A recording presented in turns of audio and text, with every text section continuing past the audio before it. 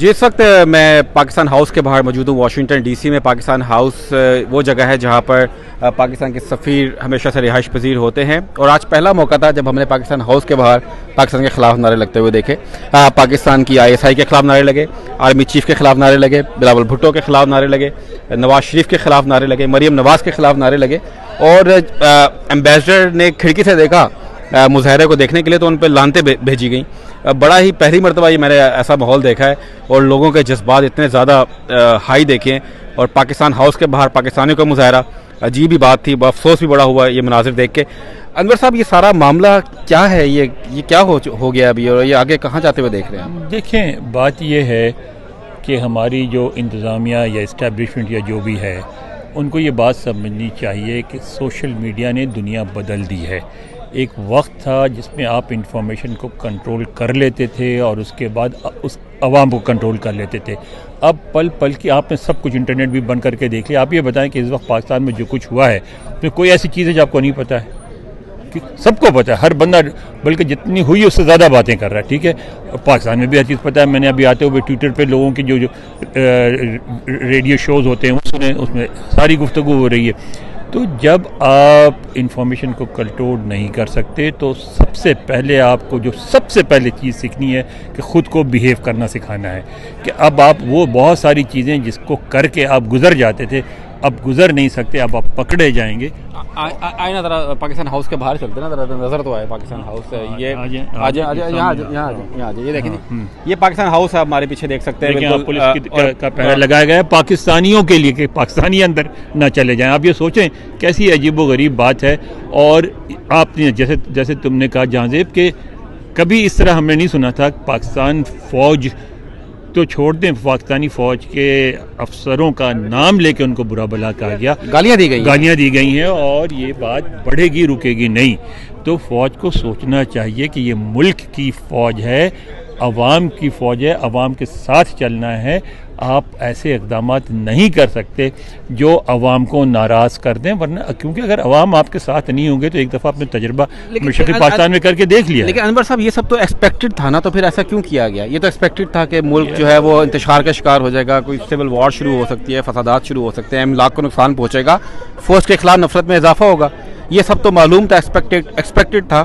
تو پھر یہ فیصلہ کیوں کیا گیا آپ کو؟ جہاں سے اس میں ٹیسٹ کیس تو نہیں, انگریزی میں ایک چیز کہتے ہیں ایروگنس آف پاور, کہ پاور کی جو نا, اب جب آپ پاور میں ہوتے ہیں, جب آپ اقتدار میں ہوتے ہیں تو آپ یہ سمجھتے یار یہ کیا ہے, یار یہ کیڑے مکوڑے, یار ہم ان کو کوئی نہیں مسئلہ, ہم سوٹیاں مار کے قابو کر لیں گے, جی 4 بندے ماریں گے بھاگ جائیں گے.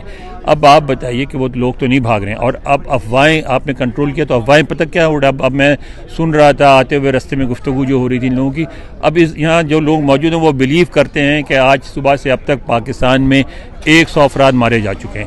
اب آپ اگر چونکہ آپ نے کنٹرول کر دیا ہے, کوئی اس کی تردید نہیں ہو رہی ہے, اور آپ کی بات تو کوئی بلیو نہیں کرے گا, لوگ اسی بات پہ بلیو کر رہے ہیں کہ 100 لوگ مارے گئے ہیں. تو فوج کو سوچنا چاہیے تھا یہ سب کچھ بہت کاؤنٹر پروڈکٹیو ہوگا. آپ بھی آئے ذرا, کوثر صاحب ذرا آئے, ذرا بیچ میں مائک پکڑیں, آپ بتائیں ذرا. آپ نے بھی دیکھے کتنے ایک افسوسناک مناظر تھا پاکستان ہاؤس کے باہر. پاکستانی سفیر کو لانتیں بھیجی گئی, ISI کے خلاف نعرے لگائے گئے, آرمی چیف کے خلاف نعرے لگائے گئے. یہ منظر تو کبھی نہیں دیکھا تھا. یہ ہماری جو ادارے ہیں, جو ملٹری ہے, اس کا سب سے امیچور جو سٹیپ تھا. اور جس طریقے سے خان صاحب کو اتنے بھونڈے انداز میں, اتنے جیسے وہ بہت بڑے کوئی کرمنل ہے اور انہوں کو قتل کیا ہے یا انہوں نے کوئی ڈاکہ مارا ہے, اور جو چور ہیں وہ پھر رہے ہیں, پورے ملکوں میں بھاگ رہے ہیں, لوٹ رہے ہیں, سٹل پاکستان کے عوام, غریب عوام کا پیسہ کھا رہے ہیں, لوٹ رہے ہیں, اور ان کو ادارے کچھ بھی نہیں کہہ رہے. اور عدالتیں بھی اس موقع پر ان کا نہایت ہی افسوسناک جو ایٹیچیوڈ ہے پاکستان میں, اس طرح اگر جاری رہا تو پاکستان کا وجود خطرے میں ہے. اور عمران خان صاحب کو جس انداز میں گرفتار کیا گیا ہے, نہایت ہی ہیومیلیٹڈ اور نہایت ہی جو, میں آپ کو روکوں گا, ایک بات کہوں گا. بات یہ ہے کہ گرفتار کرنے کی ضرورت ہی کیا تھی. ان پہ الزام ہے کہ جو انہوں نے پیسے بدعنوانی کی, ٹھیک ہے, وہ کہیں بھاگ نہیں رہے. اس کو تو آپ کہہ رہے ہیں جب بھی وہ ملک نہیں چھوڑ کے جا رہے ہیں, وہیں بیٹھے ہوئے ہیں. مقدمہ عدالت بھی وہی ہے, پولیس بھی وہی ہے. وہ مقدمہ چلتا اور سزا ہو جاتی, آپ بیٹھے رہتے.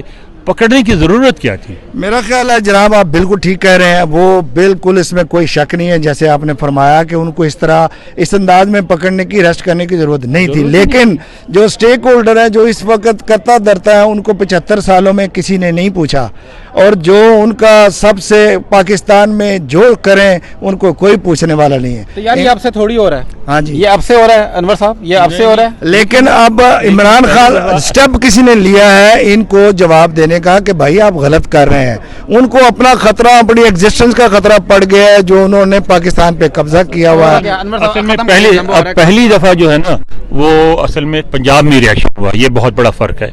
और अब होगा ये कि अगर तो उन्होंने अक्लमंदी से काम लिया तब तो काबू में आ जाएंगे हालात, वरना हालात काबू से निकल जाएंगे और इनको मजीद बढ़ाना नहीं चाहिए, हालात को ख़राब नहीं करना वैसे चाहिए। आज जो मैंने मनाजिर देखे कि पाकिस्तान एयरफोर्स के जो तैयारे लगे थे उनको जला दिया गया, GHQ पे हमला किया गया, फौज पे पत्थर बरसाए गए, ये तो बहुत ही खौफनाक। लाहौर में यादगार शोधा तोड़ दी गई यार। अब कोर कमांडर के घर को तोड़